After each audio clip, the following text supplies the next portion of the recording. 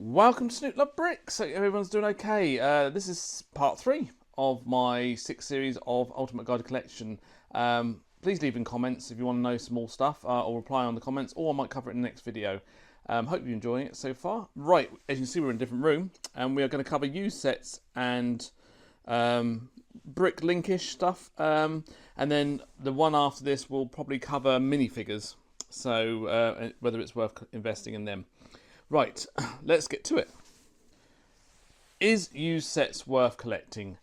Yes and no. You can't just go to Smith's, Argos, buy a set, plonk it on a shelf and forget about it, and then in a year's time, 2 years' time, 6 months' time, whatever the period you want to wait for before you sell it, and then just sell it. It's so easy. That's the easiest way of investing in Lego, is literally get a brand new set, do not touch it, put it in the loft, forget about it, and then sell it. Used sets and going down the used route of Bricklink used sets is going to take a lot more effort, time, and knowledge. So you've got to remember that straight away. You can't just go, right, I'm going to do it, and it's going to be just as easy and as just as flippant, really, as grabbing a set and putting it on the shelf. So just remember that first of all. Right, I'll give you an example. This set here, okay? I bought this used. This is used set. I've had it for years. If I'm buying this from somewhere I don't know if it's 100%, then you've got to start to be more vigilant on buying used sets. Like, okay, I'll give you an example. I'd open this up and I would check if it has these 3 figures and those 2 there. So the first thing I do, open the set up, I'll check if the 5 figures are in there. Also, I would go and look around and think, right, I wouldn't have this in my collection. I wouldn't have that, and I probably wouldn't have that. I probably actually might have that. So I'd look for the rarer elements in the set. So I'd quickly open it up. Depends where you are to buy it. I'm going to cover that in the one after next, where I buy my stuff from, where to get cheap Lego from. But if I'm buying this used from someone, I have no idea whether it's complete. They say I think it's complete. Then I would open up this set, check if the 5 figures, are there, and I would look round at the pictures or in the instruction book or whatever for any elements that I do not think I have. So that would be a hard one because it only comes in that one set. That would be one that I think only comes in 2 sets. So I'd look at that. Maybe that I probably wouldn't have that. The train stuff, yes, I'd have. So I'd look through that and think, right, what would I need to replace? Because that's where the price goes up. Buying off Bricklink or buying elements from even Lego.com, whatever, you're going to have to pay. I know people say it's only like 10p, 20p, a pound for these elements, but once you've added postage on them, you can get up to about £5 just for one item. So for one element, sorry. So please beware when you're buying new sets, just to go quick flick through it. You can't count all the bits, but just look for the bits that you think I'm going to have problems to replace that you wouldn't have on, say, a Brick-a-Brick wall or your own Brick-a-Brick wall. So that's one thing I would always suggest. If you are going to buy used, make sure you have checked for the elements you don't have or that you might not have. Secondly, if you're going to get something like this, again, check for the figures are there, because that's the most expensive thing to replace. Check for the elements again that you don't have.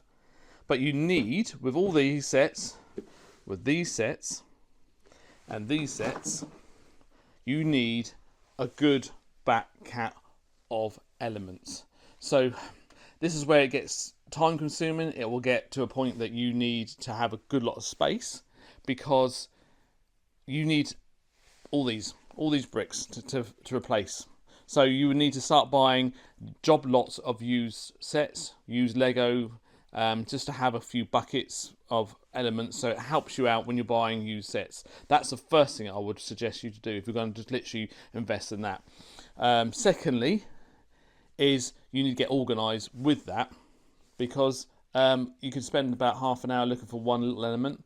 So if you think about, you went out and bought this thing, you drove petrol to get it, you've picked it up, you've got it home, you spent an hour trying to build it, you can't find the elements, you spent another half an hour on top to find the element that you've got your house. You work out that you make 20 quid profit, 30 quid profit, it depends on how much you bought the set for originally. That works out as a lot of time and effort that you could have actually spent just buying a set and put it on the shelf. So please remember that. when you're buying used sets, it has a lot of time draining purposes to it. So people would like to do it. You like to build these things, but a lot of times there will be bits missing. A lot of times there will be, and you just really need to have a nice back catalogue of elements to replace anything that's missing. But like I said, it depends on what you pick the sets up. I picked this up for £1, so of course I'm going to buy that. That's going to be worth more than £1 at some point, even when it was first out. These I bought for about 20 quid, so I'm going to get them for a good price when I sell them. And so is that actually that was 3 quid and that was 3 quid, right? Not going to have much profit on them, but I opened it up, checked the 3 figures are in there. That is what is good for me. Okay, right, going to the Bricklink side. So is Bricklink worth it? Doing it? Yes and no. Again, it's all to do with time and space. Obviously my room is over 30 foot by 30 foot. It's a big space. You can see this wall here is 30 foot of Lego. I probably would have one of the biggest Bricklink sites in UK selling, but I don't want to do that side because I haven't got the time to do that. So why do I mean yes and no? Right, to get a good Bricklink site, obviously I don't do Bricklink. I have researched it. I have friends doing it, just letting you know. So there might be some stuff I don't know about it, but overall, what I know about it, you've got to be organised. You can't just buy a job lot of Lego and say I'm going to put it on. So let me just show you. This tub of Lego, I would have to spend the whole day, weeks, months, or whatever it takes me, how long I've ever got the space and time to do this, to sort them out into colours. That's the best way I always find to sort out everything anyway. The fastest way is from sorting from that into colours. So once I've got them into colours, like that, then I would have to then subsection the elements into sizes. Okay, so you got the 2x4s, you got the 1x2s. So all of these now are categorised in the size of elements. So if I wanted to grab it for building, this is what I've done it for, that I can actually spend quickly seconds to go and grab my element. This is what you need to do for Bricklink. Because if I sell, I don't know, let's say 2x2 blacks, right, flats. So let's go 2x2 blacks. They're in here. I can put my hand straight to it. I look through my order form, boom, grab what I need from the order form. But again, grading of your Lego elements is essential. You can't say, yes, I've got 12 of them and they're all being chewed, but in badly discoloured if they're whites or if they're greys of just whatever, they've just been badly sun bleached. You need to now have a grading. So if people buy them brand new or used, you need to know where to grab it from. So you've got to think how many elements there is here. And these aren't completely subsectioned, if you understand. I used to have like, let me give you an example. I used to have here 1x2s here, 1x2s with a 0, with the hole in the middle. I used to have 1x2s like this. So I used to have all these subsectioned again, so it would take even more space. But now I've just, for my building purposes, I'll just put them in like 1x2 whites. So for Bricklink, you've got to spend a lot of time to categorise all this. From basically what you buy off of whenever you buy it from a job lot from. So that's when I say yes or no. If you've got the time, you've got the effort, that's fine. But then you have to really be on it for postage, because you can actually have an order in, unless you do a minimum order amount, you can have them in for like £1, a 10p. You've got to then have your postage envelopes already done. You have to go to the trip to the post office or wherever you're sending it to. So you've got to think it's a long time to basically make a quid. If I had one order that came in now for, let's say £2.50, I had to get 20 elements out, then I have to put them in an envelope or in a baggie, then I'll have to literally print the label, so there's ink, paper, everything else has that gone on there. Then I have to walk or drive down to the post office to post it. So yes, these people that do Bricklink God bless them, because they are giving you what you want, but they haven't put a lot of effort into it. So if you want to do for investing purposes that way, you are going to make money, but you are going to have to put a lot of time and effort, and it's not a quick fix, not quick lots of money to do that way.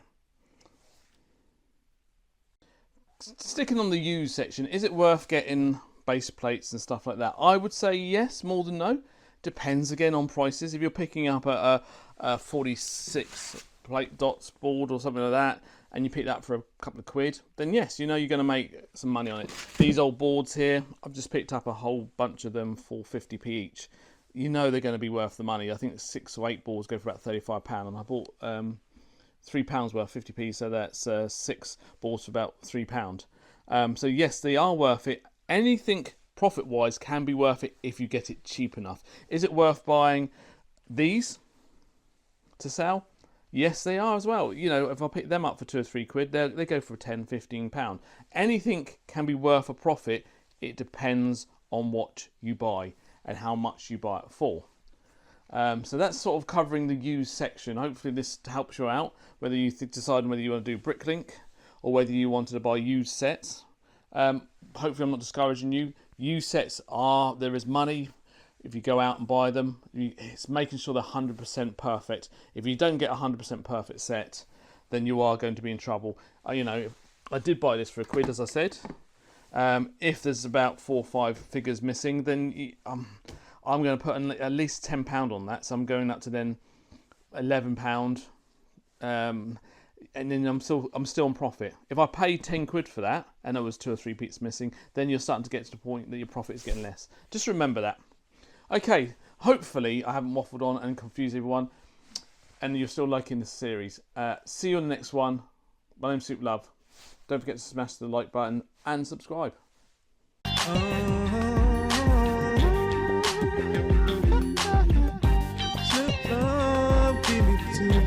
Give it